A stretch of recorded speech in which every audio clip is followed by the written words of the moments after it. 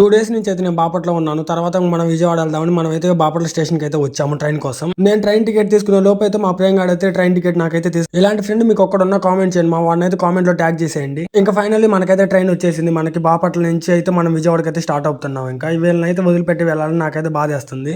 కళ్ళలోకి కన్నీరు రాగానే మాట కొంచెం తడబాడుతుండగానే ఏమయ్యా వీడేంటి తెగ ఫీల్ అయిపోయాడు.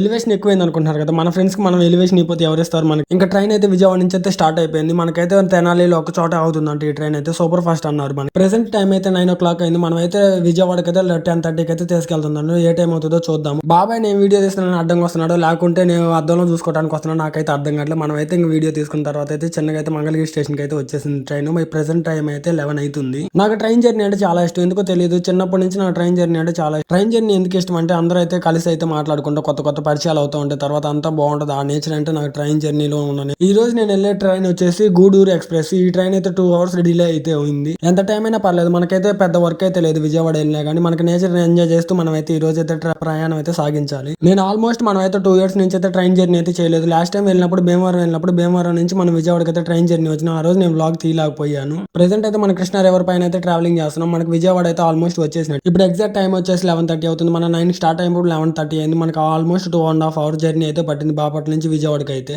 ఇంకా ఫైనల్ మనం అయితే విజయవాడ వచ్చిన బస్ ఎక్కి మనం అయితే రూమ్ కి అయితే వెళ్ళిపోవాలి. మీరైతే ఫాలో కొట్టండి.